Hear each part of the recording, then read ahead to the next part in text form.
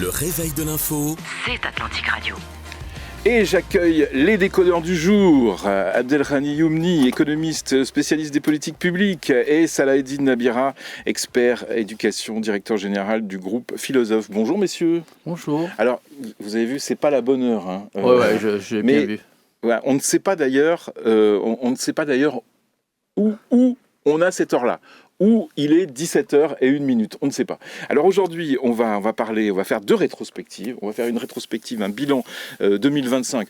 Enfin, un bilan. On va surtout dire ce qu'on pense. Vous allez surtout dire ce que vous pensez de cette année économique 2025. Et puis on parlera d'enseignement tout à l'heure dans le deuxième sujet. Mais tout de suite, c'est toujours un peu l'ouverture. On parle de la CAN. Est-ce que vous avez regardé le match d'hier ? Oui, bien sûr, avec grand plaisir. Et vous, Abdelghani ? J'ai regardé le match de bout en bout. Est-ce que vous étiez inquiet dès le départ ? En fait, alors on revient à l'économie. On a une théorie en économie qui s'appelle la théorie des jeux. Oui. Alors quand vous êtes rationnel, vous cherchez l'optimum. Et donc, c'est ce qu'on a fait hier. Et quand vous êtes un peu irrationnel, vous cherchez le dilemme. Et c'est ce qu'on a fait pendant les deux premiers matchs. Je pense que hier, le coach a écouté le public marocain et il a fait des changements qui ont été décisifs et qui ont rendu les gens très heureux. C'est ce qui est recherché dans cette CAN. Mais surtout, le public était là. Moi, j'ai trouvé que pendant le match, à Rabat, on entendait le public. Le public, c'est quand même le 12e homme d'une équipe. Donc, c'est très important. Mais le public est toujours là. Et déjà, c'était une erreur de la part du coach que de déplacer le débat sur l'intensité des encouragements du public. Parce que le match, ça se joue qu'on le veuille ou non. Donc, sur le terrain, il y a pas mal d'équipes qui sont là, hors sol, au Maroc, et qui ont bien joué. Moi, je pense que... c'est vrai qu'il y a un peu certains choix et des partis pris du coach. Moi, je pense que depuis la Coupe du Monde 2022, le seul problème avec l'équipe du Maroc, c'est certaines certitudes et certaines convictions et certains biais cognitifs chez le coach qui insiste des fois sur certains choix avec une petite dose d'émotionnel, d'attachement et d'attachement. Non, Salaheddine, développez ce que vous venez de dire, c'est très important. Développez-le. Exactement. Moi, je pense que la problématique, elle est principalement chez Walid El-Regragui.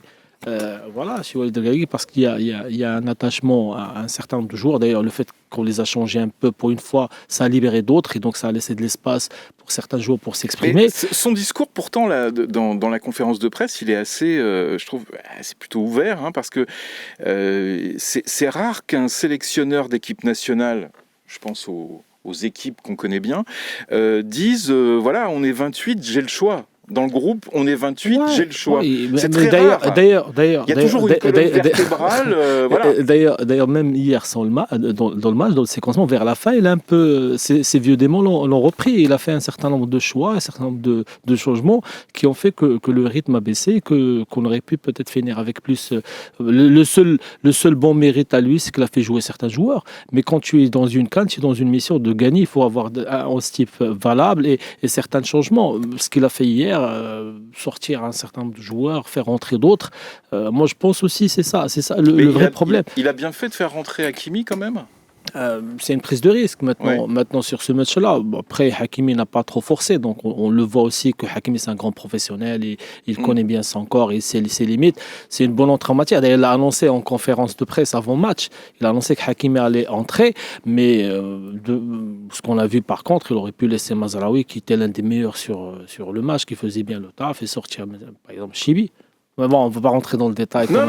Les auditeurs vont croire qu'on est sur une autre radio. Donc, vu que l'heure a changé 17h, ils peuvent penser qu'on est sur une autre planète. Et évidemment, mais on commence cette émission depuis le début de la CAN par un petit commentaire sur la CAN. Et je pense, messieurs, vous êtes excellents ce matin. Donc, moi, je suis d'accord. Le public marocain est un public très averti. On a une nation qui connaît très bien trois domaines. 32 qui connaît très bien d'entraîneurs, là. Non, mais c'est pas ça. C'est un public.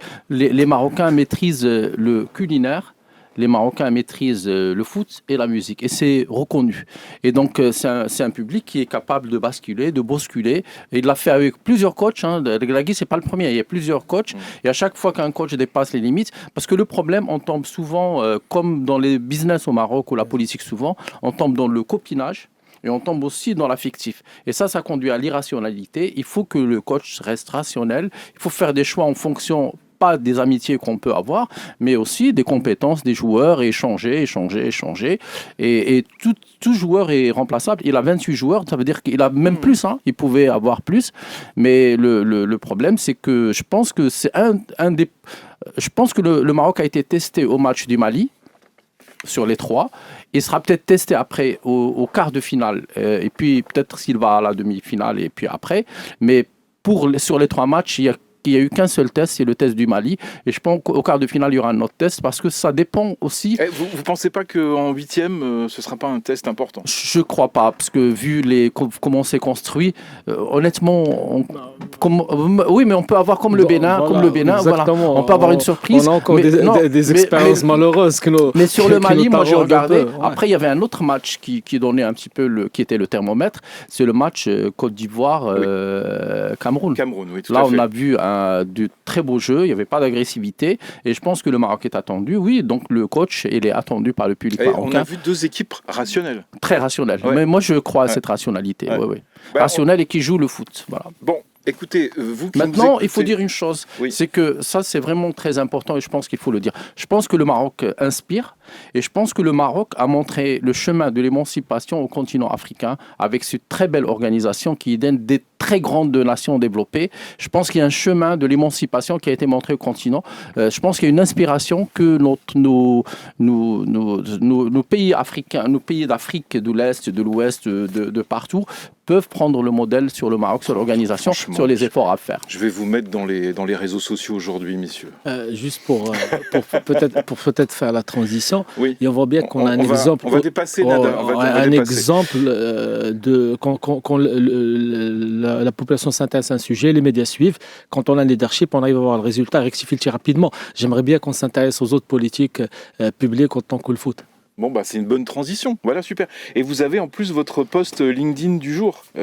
Il est signé Abdelghany Youmni. Il faut rester dans le rationnel. Voilà, il est 8h30. Avec les décodeurs aujourd'hui, Abdelghany Youmni, économiste, et Salaheddine Nabira, expert éducation. On commence le premier sujet. Alors, tout à l'heure, quand je vous ai demandé de commenter la CAN, Abdelghany, vous nous avez dit qu'il faut rester dans le rationnel. Alors, ça va être valable aussi pour le premier sujet. On va faire le bilan économique de 2025. Si on met en avant ce qui s'est passé, croissance qui se maintient, malgré un contexte mondial incertain, on va dire, une inflation qui baisse, des indicateurs maîtrisés, des recettes fiscales qui augmentent. Est-ce qu'on a été rationnel ? Je pense que les conditions ont été rationnelles. Oui. Nous, on n'a pas été suffisamment ou pas rationnel, mais il y a un chiffre 4 qu'on retrouve un peu partout en cette fin d'année 2025.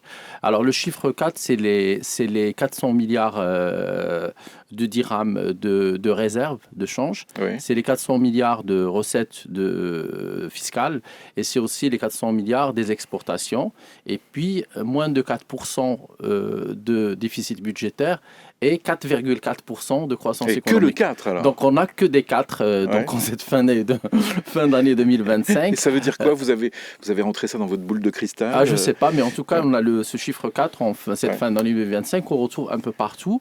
Oui, je pense que les indicateurs macroéconomiques sont à peu près corrects, acceptables. Je pense qu'avec la pluviométrie que nous avons eue en cette fin d'année, oui. On aura une année agricole, donc on peut espérer s'approcher de 5, voilà, pour changer un petit peu. Mais sur le plan de la dette publique, on est rentré dans la zone orange parce qu'on s'approche des 70% de la dette publique par rapport au PIB. Ça, par contre, ça peut être inquiétant. Ça peut être inquiétant quand on regarde un peu tout l'investissement qui a été fait. Oui. Là, je vous rejoins. Sur les infrastructures, etc. C'est pour ça que je défends toujours le Maroc, moi, quand on me parle.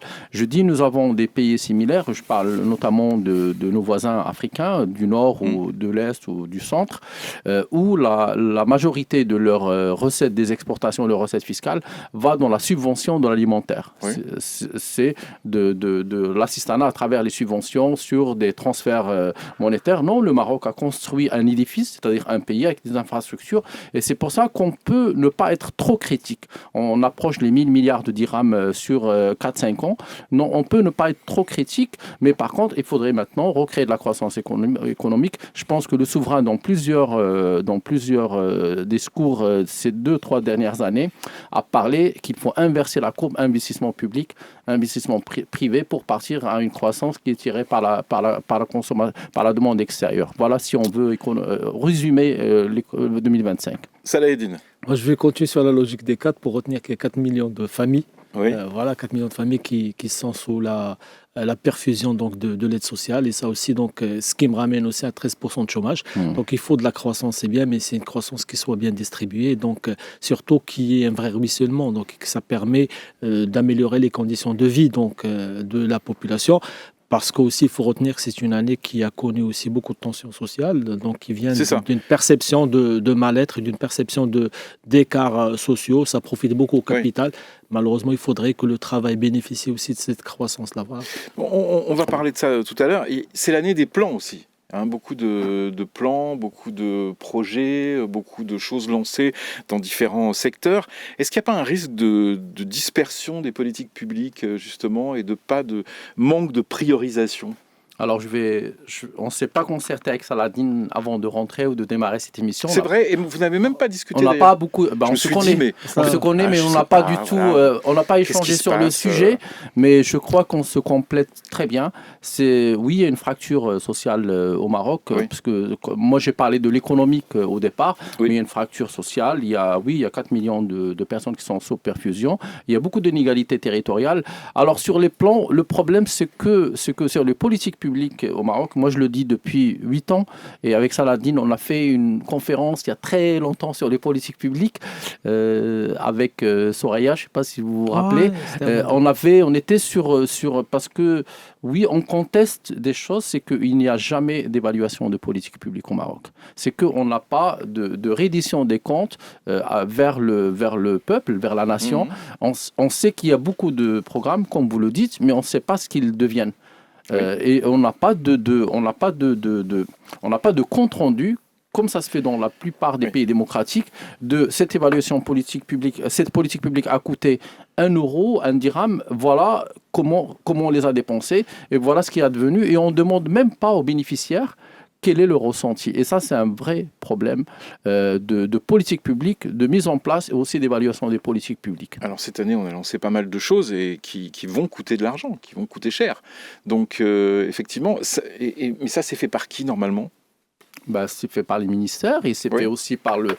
il y a encore, je pense qu'il y a un problème encore de rationalité, c'est que les collectivités territoriales et les régions ne sont pas peut-être assez matures pour conduire les chantiers et les investissements publics. Et donc, il y a toujours un problème de suivi. C'est-à-dire qu'on a des politiques publiques qui sont dictées par l'État et qui sont dirigés par l'État et les collectivités territoriales n'ont pas encore la main sur les différents chantiers. C'est pour ça aussi, c'est un point d'interrogation sur les politiques publiques. Est-ce que ça va évoluer, ça J'espère, parce que par exemple, si vous voyez dans d'autres pays, à l'Espagne ou l'Italie, vous avez par exemple les allocations familiales, tout ce qui est transfert, il se fait par les régions, il se fait pas par l'État. Donc c'est changement. Ça pourrait se faire ici. Ça devrait. Oui. Saladine ? Exactement, surtout avec ce qu'on attend comme proposition de plan d'autonomie avancé. Je pense que ça va impacter les autres régions. Donc, ce qu'on est en train on va proposer pour nos provinces du Sud, ça ne permettrait qu'au donner un cadre clair. Parce que là aussi, des fois, on ne comprend rien. Ou là, on ne comprend pas les limites entre les collectivités locales, les SDL, le rôle des gouverneurs et des préfets et tout ça. Et donc, qui fait que certainement, on connaît la qualité de l'élu marocain, la qualité des citoyens marocains qui manquent de prise d'initiative, et quand vous mettez des cadres un peu pas trop clairs, et surtout quand on voit dernièrement le nombre de procès, à un moment, certains présidents de communes vous disent que diriger aujourd'hui une commune, c'est une prise de risque énorme. Et donc avec la peur qu'ils ont, moi je pense qu'il faut donner un peu de la confiance. Il faut aussi sortir de cette image trop négative de l'élu, parce qu'on a trop tapé sur le politique à un moment, sur les partis, sur les élus, qu'il y a plus d'un côté un manque de confiance de la part de la population et de l'autre un manque d'initiative. Maintenant, je pense que après ce qui s'est passé, donc des mouvements Gen Z, la promesse aussi de permettre aux jeunes de rentrer dans la politique, j'espère que l'année prochaine, qui va être une année électorale, permettrait d'avoir une nouvelle génération d'élus, parce qu'on est obligé d'avoir justement ce rôle important des collectivités. On va peut-être en parler même quand on parlera de l'école. Aujourd'hui, les collectivités locales peuvent prendre beaucoup de leadership sur pas mal de sujets. De la même façon, et donc voilà, mais pour cela, il faut pas oublier, il faut pas marginaliser le politique, il faut pas être dans l'exécutif total non plus, parce qu'à un moment, à force de justement d'infantiliser le politique, on a ce qu'on a aujourd'hui, donc une qualité d'acteurs politiques qui n'ont pas la carrure nécessaire pour pouvoir aller défendre leurs projets, pour aller affronter des ministères, pour aller affronter justement des gouverneurs et tout ça. Mais ça, c'est un autre débat, effectivement, sur le politique. Ce qu'on met en ça avant... rentre dans l'économie. Ce qu'on met en avant sur l'économie 2025, souvent, c'est l'augmentation des recettes fiscales. Alors, est-ce que cette augmentation, c'est le signe d'une économie, on va dire, plus dynamique, une économie qui bouge, ou alors c'est le signe d'une pression fiscale accrue, notamment sur certains acteurs comme les PME et les TPME? C'est les deux?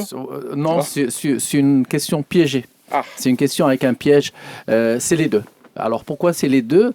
C'est parce que on a quand même une continuité de désert fiscal au Maroc à travers l'informel. Quand je parle de l'informel, je ne parle pas de l'économie populaire. Je ne parle pas des gens qui vendent à la sauvette dans la rue. Je parle du plus gros informel à des sommets qui sont très élevés. Il y a ça. Donc là, il y a de la recette fiscale à aller chercher. Et puis il y a aussi on peut aller chercher de la recette fiscale dans une mafia informelle? Non, je crois pas. On n'est pas... je ne vais pas comparer avec d'autres pays ou avec d'autres périodes. Oui. Mais non, ce n'est pas une mafia. C'est des gens qui utilisent le petit informel pour vraiment une accumulation de richesses au plus haut. Mais ça chiffre. Dans l'immobilier, par exemple, ça s'est fait, même en France, avec Bouygues, dans les années 80, ça s'est fait, où on utilisait des artisans qui ne déclaraient pas leur ouvrier pour augmenter les profits. Par contre, ça c'est l'informel, et c'est aussi toutes ces zones un petit peu de turbulence d'économie grise. Ça existe, et c'est vrai. On a plus de 100 milliards de dirhams à aller chercher. Et d'ailleurs, on l'a montré il y a 2 ans, quand ils ont imposé pour que les gens déposent le cash. Donc l'État maintenant, aujourd'hui, il s'attaque au cash pour qu'il y ait un peu moins de cash, pour qu'il y ait plus de recettes fiscales et plus de formalisation. Alors le deuxième point, est-ce qu'il y a une pression fiscale sur les entreprises? Oui, parce que on a besoin d'une réforme fiscale qui alourdit la pression fiscale sur les entreprises qui font beaucoup de profits, qui créent moins d'emplois, et qui allège sur les entreprises qui créent plus d'emplois et qui devraient payer moins d'impôts que les autres. Ça, c'est une réforme fiscale qui devrait être attendue. Est-ce que c'est bien d'avoir des recettes fiscales? Oui, mais il ne faut pas que ça se fasse au prix de la pression, parce que ça sera au détriment de l'emploi et de la croissance économique. Pourquoi on oublie quasiment toujours, et on continue à oublier, là où les classes moyennes? Parce que justement, quand on parle d'augmentation de recettes fiscales, on ne peut pas oublier que l'IR et la TVA continuent à peser énormément sur ce budget-là, et que aussi, donc, la classe moyenne étant en majorité salariée, donc c'est elle qui donc prélève à la source, et qui n'a pas des mécanismes justement de compensation. Ça veut dire que même quand on parle d'aide sociale, etc., elle est adressée plus à certaines classes qu'on a rendu assistés parce qu'ils ne créent pas de valeur, ils ne travaillent pas, et souvent les grands groupes parce qu'ils se défendent et qu'ils ont bien représenté au niveau du processus justement législatif et de formalisation de la haute finance. Donc forcément cette classe moyenne, c'est elle quelque part qui en prend à tous les niveaux, que ce soit au niveau comme j'ai dit salarial, au niveau d'investissement, même après au niveau d'épargne, etc., etc. Donc moi je pense que cette classe moyenne, donc c'est elle qui porte le poids de tout ce qui se passe au Maroc. Qu'a fait le PLF 2026 pour la classe moyenne, Abdelrahmani? Rien. Le PLF 2026 n'a rien fait pour la classe moyenne et n'a rien fait pour les jeunes. Voilà, le PLF de 2026, il a fait quelques petits réglages administratifs pour avoir plus de recettes d'impôts au niveau du foncier, quelques réglages sur les chiffres d'affaires des entreprises pour qu'ils paient la retenue à la source de la TVA, mais rien à côté. Alors je reviens à une formule de Talleyrand, Franck Mathieu. Voilà, Talleyrand. Talleyrand. Voilà, une formule de Le Talleyrand. diable boiteux. Le diable boiteux, mais qui a quand même réformé une partie Mais de oui, mais l'économie génial, française bien à la sûr. belle époque. Et donc Talleyrand, il disait qu'il y avait une classe en France qui était ni pauvre ni riche. Ouais. Une classe qui consomme, qui Voilà, travaille, Talleyrand. et qu'une classe à qui on peut soumettre à l'impôt et qui sera toujours prête à payer, et c'est la classe moyenne. Alors cette classe moyenne au Maroc, c'est la locomotive. Moi, je suis content du recul du prix du carburant, essence et gasoil, parce que ça a permis à la classe moyenne de respirer, parce qu'on était à 18 dirhams dans les années entre 2021 et 2022, et donc cette classe moyenne, c'est 20% de la consommation de la classe moyenne, le carburant, pour aller travailler, pour faire des courses, pour déposer les enfants. Nous avons fait des demandes il y a 2 ans au gouvernement à travers beaucoup de déclarations. D'abord sur une taxe flat sur le carburant, c'est-à-dire quand le prix augmente ou baisse, il faudrait qu'elle se règle pour qu'on reste sur du 10 dirhams. Et puis la deuxième, on a demandé qu'il y ait C'est une forme de compensation. Oui, de compensation. Mais de compensation, quand le prix du carburant, quand le prix du pétrole baisse en deçà de $70, oui, mais on va vous dire c'est un retour en arrière. Non, pas du tout. Non, mais on peut pas avoir un prix du carburant à $63 et un prix de l'essence à 12 dirhams. Oui. Il faut qu'on m'explique. C'est-à-dire, on nous a dit, on enlève la compensation et on dérégule les prix. Normalement, quand le prix du pétrole, comme partout, quand le cours du pétrole augmente, on doit avoir une baisse du prix. Mais c'est une question que vous pouvez poser dans plein de pays. Non, mais je sais. Mais je sais bien. Maintenant qu'on a moins de recettes fiscales sur les cigarettes, sur l'alcool, on a des recettes fiscales sur du carburant et c'est muet comme taxation. C'est mieux comme taxation. On a fait une autre demande pour la classe moyenne, justement, sur les frais de scolarité des enfants. C'est-à-dire que ces frais de scolarité soient intégrés pour qu'on fait un abattement de l'impôt sur le revenu, comme ça se fait dans beaucoup de pays, parce que là aussi, on est sur un tiers du coût. On est sur un tiers du coût des revenus des familles, des couples, des familles. Donc là, on a fait ces demandes, mais il n'y a pas eu de réponse sur le PLF 2026. Il n'y a rien, ni envers il y a une baisse de 1 point sur une tranche, mais ça ne représente même pas 200 dirhams. Ouais. Je pense que la classe moyenne est oubliée parce qu'elle se défend mal aussi, et parce qu'on la croit riche, parce qu'elle ne vit que des crédits aussi. Parce qu'en fait, ce maillage économique marocain de la consommation ne tourne que grâce à la classe moyenne, parce qu'elle est formelle, elle est capable de faire des crédits, d'acheter des voitures, d'acheter des maisons, d'envoyer les enfants à l'étranger. Mais tout ça se fait avec du crédit. C'est un cercle vicieux, votre truc. Oui, mais c'est un cercle vertueux pour moi, pour l'économie. C'est un cercle C'est pour ça qu'il faut reconnaître la classe moyenne. Il faut lui tendre la main à travers quelques mesures fiscales, notamment les frais de scolarité. Salah Eddine, sur ce sujet des frais de scolarité, évidemment. Bien sûr. D'ailleurs, on en a parlé la dernière fois. Moi, je ne comprends pas qu'on puisse parler de couverture sociale côté santé, parce que c'est 2 dépenses et 2 secteurs, donc justement de services publics, que ce soit la santé et l'école, qu'on accepte qu'on se fait rembourser des frais médicaux, qu'on n'accepte pas qu'on se fait rembourser justement des frais de scolarité. Moi, je pense que ça fait pas mal d'années que cette proposition est recalée et donc reléguée. Même, elle a été formulée par des syndicats à maintes reprises et à chaque fois, donc, on ne trouve pas nécessaire, parce qu'il faut justement de pression de la part justement de cette classe moyenne et de ceux qui la représentent. C'est être les parlementaires, voilà, pour aller donc dans le sens de cette déduction fiscale qui viendrait justement compenser le recours à un service complémentaire. On va revenir après les infos de 9h un petit peu sur l'économie, et ensuite on aura le débat sur l'enseignement avec toujours cette rétrospective 2025. Mais si on devait donner la pire décision économique de 2025, Abdelrahmani, ce serait quoi ? Alors, d'abord, vous avez parlé d'oublier. Vous avez utilisé le verbe oublier. Alors, au Maroc, on oublie que c'est la classe moyenne qui finance l'école publique, l'hôpital public et les infrastructures par le financement de l'impôt sur le revenu et par l'impôt, la TVA sur la consommation. Ça, on l'oublie. Oui. Ça, il faut le dire. Et même le Zodaïns. Peut-être. Voilà. Ils vont payer 200 dirhams. Alors, autre chose. Quelle est la pire décision ? Pour moi, la pire décision qui peut arriver en 2026, c'est la convertibilité totale du dirham. Oui, mais ça n'arrivera pas. Ça serait je le voudrais peut-être pas encore, peut-être dans 10 ans, je ne sais pas, ne sommes pas encore assez robustes économiquement pour supporter une convertibilité totale du dirham. On a eu la démonstration, l'Égypte, la Tunisie et la Turquie. On revient juste après les infos avec Mourad Baba.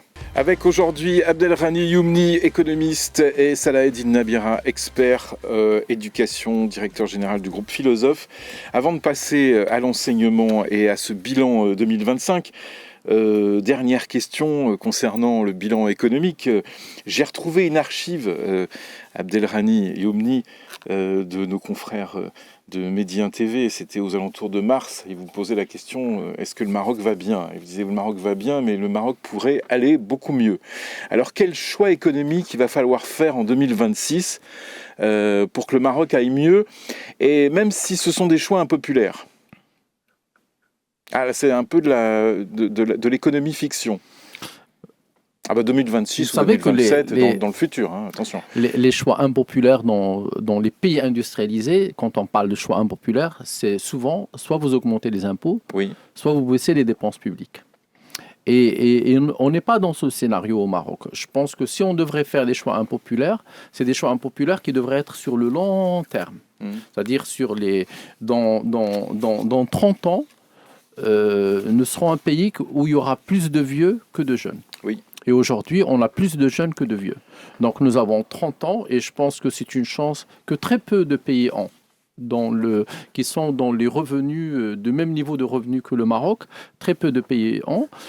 Je crois que s'il y a vraiment un choix douloureux à faire, c'est de réformer la formation professionnelle pour avoir c'est-à-dire des diplômés de qualité sur le plan des compétences technologiques, sur le plan des compétences scientifiques, sur le plan des compétences linguistiques, sur le plan des compétences aussi du soft. Oui. Voilà. Mais ça coûtera de l'argent. Oui, la Chine l'a fait il y a 40 ans au détriment des dépenses de santé. Elle a privilégié les dépenses de l'éducation au détriment de prendre soin des personnes âgées. Elle a fait aussi pour l'éducation et les jeunes.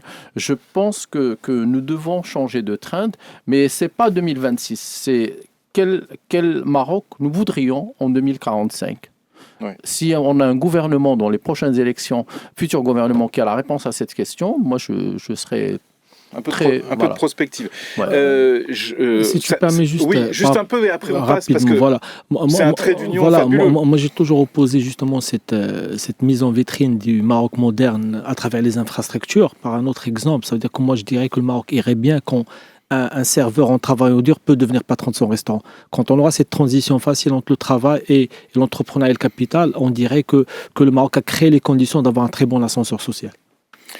Alors, on va passer à l'enseignement. L'année 2025 aura confirmé que l'enseignement est l'un des fronts sociaux les plus sensibles au Maroc. On a lancé quand même pas mal de réformes, généralisation du préscolaire, refonte de l'université, nouveau cadre juridique, ambition affichée pour l'école publique, l'État avance. Mais est-ce que le mammouth enseignement a réellement bougé en 2025 ? Vous savez pourquoi je dis mammouth? Parce que c'était effectivement cette expression de Claude Allègre, ministre français de l'Éducation nationale en 1997, qui disait qu'il fallait dégraisser le mammouth. Voilà. Donc, est-ce que le mammouth a bougé en 2025, Salaheddine? Moi, ce que je peux dire par rapport à ce sujet-là, pour une fois, on tient le bout de la levier de changement. La levier de changement, ça veut dire qu'on s'est éloigné des débats sur les grandes réformes, etc. On parlait programme, on parlait plein de choses. Là, on a compris que le problème est dans la façon d'enseigner. Donc la façon d'enseigner, c'est elle où on a mis tout le focus à travers justement le choix de faire en sorte que toutes les écoles deviennent des écoles pionnières, juste pour anticiper sur les débats, parce que toutes les écoles méritent d'être des écoles pionnières. On n'aura pas deux types d'écoles au Maroc. Et quand on voit au détail, on a changé de méthode d'enseignement. On a compris qu'il faut aller sur des méthodes plus explicites où on met en expérience, où on montre à l'élève où il y a beaucoup de passage de l'enseignement abstrait où on laissait les élèves galérer à un enseignement plus ou moins assisté avec des mises en exemple où l'enseignant joue son rôle. On est en train de moderniser les équipements. On a compris aussi qui avait, et ça a toujours été sorti dans les rapports, que les élèves, des fois, à la fin du cycle primaire, n'arrivaient pas à comprendre parce qu'on laissait traîner les écarts. On faisait que réussir les élèves. On pensait qu'en permettant aux élèves de passer au niveau supérieur, avoir des taux de réussite très élevés, c'était bon sur le plan statistique parce qu'on arrivait à sortir des chiffres. Mais on savait qu'à l'intérieur, beaucoup étaient laissés pour compte et qu'à la fin, le plus important n'était pas justement d'avoir ces notes et ces taux de réussite, mais d'avoir la maîtrise des compétences. On a commencé à parler ce langage aujourd'hui au niveau du ministère. Et donc, pour moi, c'est le début d'une solution. Après, il faut laisser le temps. Ce qui était bien aussi, c'est qu'il y avait cette continuité. Malgré que le ministre a changé en cours de route, le nouveau qui a continué sur la politique qui était donc stratégie de M. Ben Moussa. Moi, je pense que si on continue sur ça, à condition qu'on ait la continuité sur cette méthode-là et que le nouveau gouvernement qui viendra après les élections ne reparte pas sur encore des études et de la réflexion. Après, et ça, c'est mon opinion, et qu'on le comprenne aussi, sur tous les niveaux, même sur le plan économique. Aujourd'hui, l'État a fait plus ou moins son boulot, il a créé le cadre, il a créé l'impulsion. Il faut que le citoyen aussi assume sa responsabilité. Et quand je dis citoyen ici, c'est l'enseignant. Il faut qu'en rentrant dans sa classe, qu'il fasse son boulot, qu'il peut toujours militer bien sûr pour ses droits dans un cadre justement de lutte pour la syndicale ou tout ce qu'on veut. Mais quand on rentre au niveau de sa classe, il faut avoir sa conscience professionnelle. Oui. Et ce que vous voulez dire, c'est qu'il faut peut-être arrêter de bloquer systématiquement aussi. Exactement. Bien sûr. Non, en fait, il ne faut pas que. Vous savez, le métier de l'enseignement, sa spécificité, c'est qu'il y a trois parties. Bien sûr, il y a l'enseignant. Il y a bien sûr le ministère, mais au milieu, il y a les élèves. Il ne faut pas les prendre en otage. Il ne faut pas bloquer l'enseignement pour toutes les revendications. Tout ça. Et moi, je pense aujourd'hui que les enseignants, comparés aux autres métiers, ils sont bien payés, ils ont des conditions de travail qui sont respectables, mais je pense qu'en termes de performance, il faudrait qu'ils nous délivrent justement de la valeur parce que, qu'on le veuille ou non, les classes avant n'étaient pas meilleures, il n'y avait pas de meilleurs équipements, mais il y avait des enseignants plus engagés. Après, tout est lié parce que le choix d'avoir une société matérielle qui se relance par de la consommation fait que tout le monde veut avoir la voiture, et les enseignants font partie de cette classe moyenne dont on parlait tout à l'heure, évidemment, qui donc qui subit la pression. Donc il faudrait qu'on comprenne aussi que les conditions de vie c'est bien, qu'il faut travailler pour ça, mais il faut faire son boulot avec conscience. Abdelrahim Youmni, sur ce sujet-là. Je suis d'accord avec Saladin sur ce constat, parce qu'il y a eu plusieurs revalorisations des salaires des enseignants, et puis il y a eu même la transformation du statut d'enseignant qui normalement était contractuel en fonctionnaire. C'est une première au Maroc. Donc aujourd'hui, et malgré tout, à chaque début de réforme, les syndicats en mettent une couche. Les syndicats, moi je suis pas contre parce que les syndicats défendent aussi des fois des avancées sociales, parfois des conditions de travail. Mais aujourd'hui, il y a eu des avancées sur la revalorisation du salaire et du statut de l'enseignant. Maintenant, on a encore une inégalité territoriale et spatiale sur la manière d'enseigner partout au Maroc, parce qu'il y a des écoles encore qui sont privées de tableaux, de murs, ou d'espaces vitaux. De toilettes, j'osais pas le dire. Et donc là, il faudrait qu'il y ait un travail de convergence des moyens pour qu'il y ait une égalité des chances. Maintenant, si on réforme l'école et si on réforme l'université, si on réforme la formation professionnelle, c'est qu'on a envie de réformer le pays, de changer cette pyramide de partage qui est très injuste au Maroc. C'est-à-dire qu'on a une inégalité devant l'apprentissage et on a une inégalité devant la réussite. Donc c'est une égalité des chances du début jusqu'à la fin. Vous savez que nous avons que 15% d'élèves marocains et d'étudiants marocains qui sont dans l'enseignement privé. Donc on a 85. Mais ces 85% sont toujours face à des conditions démunies et ça rend inégalitaire les chances de réussite. Donc il faut des réformes, mais nous avons encore beaucoup de problèmes. Nous avons encore de problèmes d'abord sur la matérialisation de l'enseignement, c'est-à-dire qu'il faut plus de pratique, et ça, il y a encore un manque. C'est-à-dire, si on veut faire du Maroc le Singapour, si vous voulez, du continent africain, il faut complètement changer la manière de former nos jeunes pour être ce pays compétitif qui sera le pont entre l'Europe et l'Afrique. Justement, on a, parmi les choses qu'on peut observer là, sur l'année 2025 concernant l'enseignement, il y a ce focus très important sur le démarrage de l'éducation, c'est-à-dire le préscolaire plus les écoles pionnières. Et puis, en bout de ligne, on a des diplômés de l'université qui n'arrivent pas à trouver du boulot. Vous avez bien fait de poser cette question-là par deux biais. Moi, j'ai envie, et d'ailleurs, je porte cette idée-là, qu'on n'ait plus de 3 ministères pour gérer la formation, que ce soit la formation professionnelle, que ce soit l'enseignement supérieur. Moi, j'aimerais bien qu'on ait un seul ministère qui gère et l'enseignement fondamental et supérieur et même le professionnel, parce que ça permettra au moins une optimisation du CAPEX et des investissements publics en termes de mutualisation des infrastructures. Il faut que vous sachiez, par exemple, s'agissant du supérieur, que les universités ne peuvent pas bénéficier, par exemple, des infrastructures des cités des métiers dont on a investi. Et que des fois, il y a des cloisonnements. Déjà, qu'on ait cette continuité sur les profils de sortie de chaque cycle. Après, la problématique n'est pas le problème d'enseignement, c'est vrai d'économie. C'est l'économie qui est incapable d'absorber des profils de diplômés supérieurs. D'ailleurs, on le voit quand on a des taux de chômage, que le taux de chômage augmente quand il s'agit de diplômes supérieurs. Notre économie ne crée pas assez d'emplois. C'est une économie basée sur les services et on sait les profils demandés par les services, un peu d'industrie et de l'agriculture. Et donc, les diplômés supérieurs n'ont pas de place par rapport à l'économie. Et aussi, ce qui permettrait d'avoir ce cercle vertueux et de dire qu'on a une bonne formation, parce que moi, je pense que l'école marocaine forme de bons bacheliers, moi je parlais même de bons lauréats après le post-bac.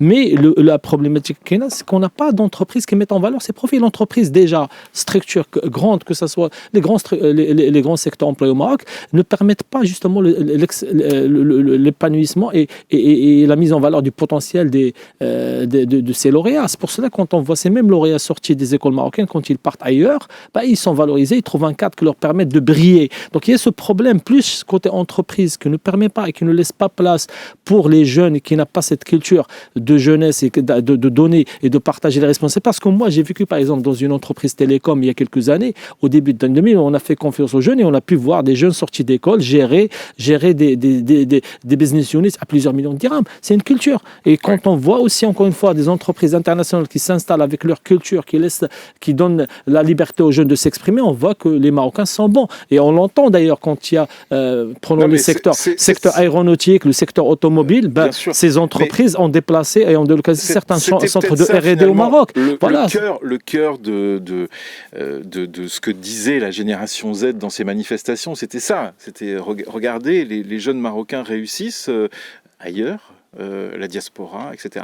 Merci Franck, chez nous, on n'arrive pas. Parce qu'il faut arrêter de taper justement sur l'école et aller regarder du côté de l'entreprise. Et cette dichotomie qu'on a envie d'installer, qu'on forme pour l'emploi, on ne forme pas pour l'emploi parce qu'il y a un décalage. Un enfant, il rentre prescolaire à 3 ans. Comment vous pouvez prévoir les compétences dont il aura besoin d'ici peut-être 20 ans après? L'école doit former.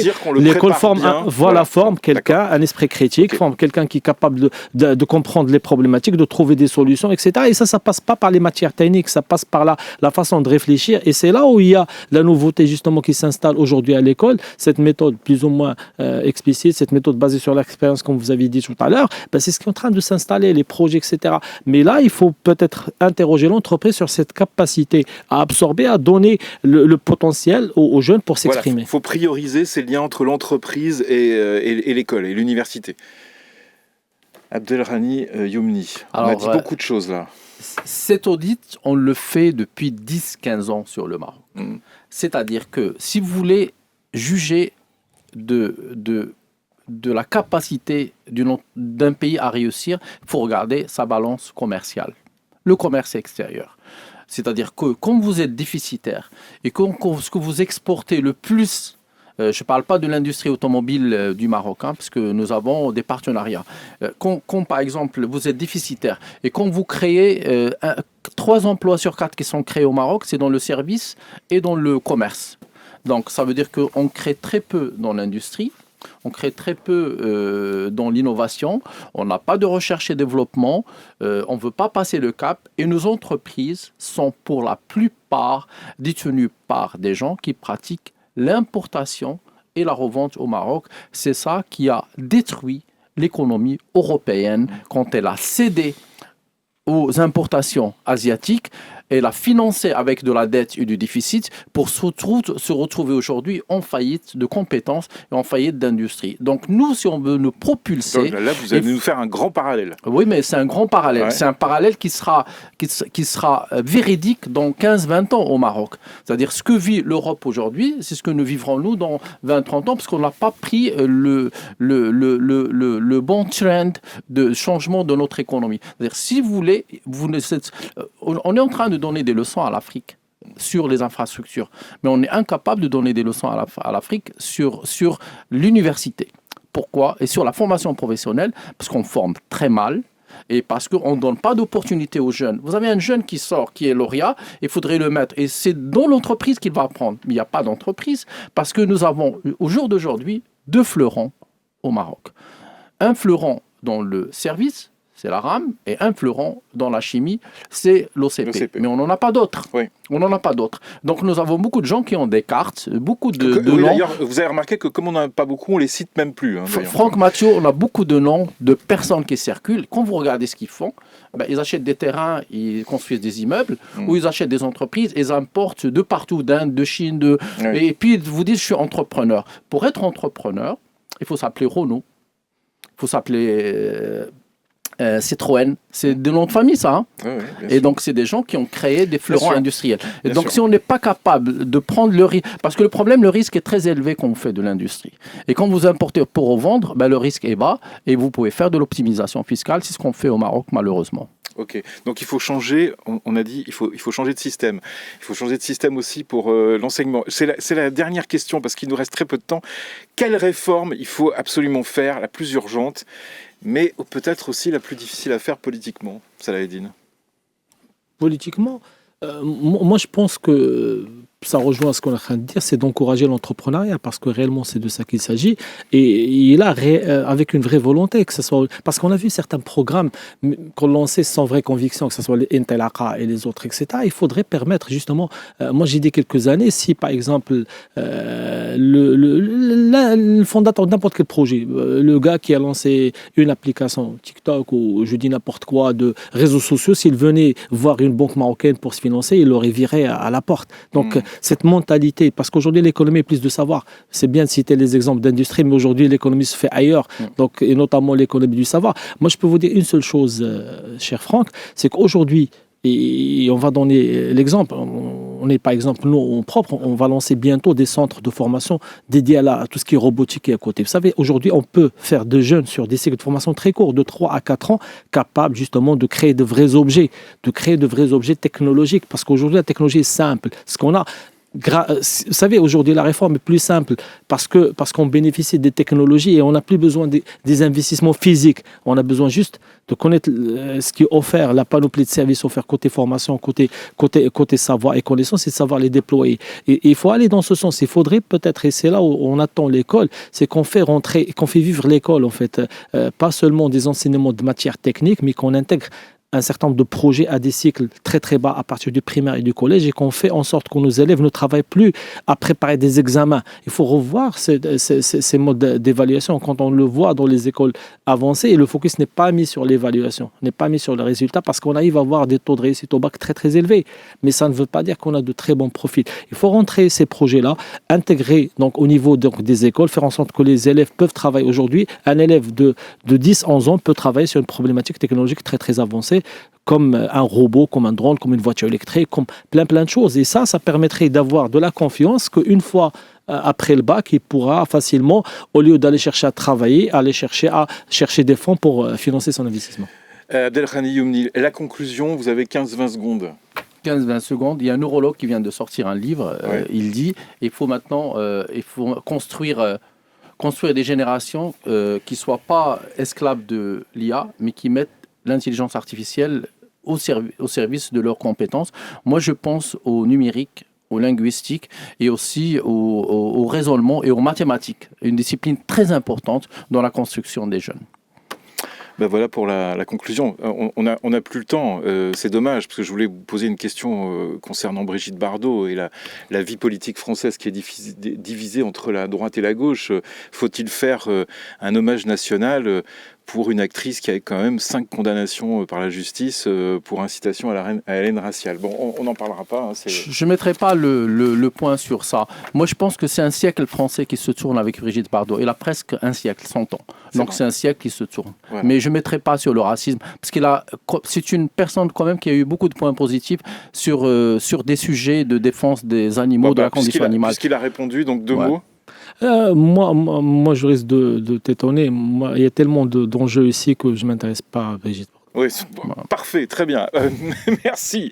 9h29, merci à vous, merci les décodeurs. À très très bientôt pour parler d'actualité, pour parler d'enseignement, pour parler d'économie. Bonne journée. Vous écoutez Atlantique Radio.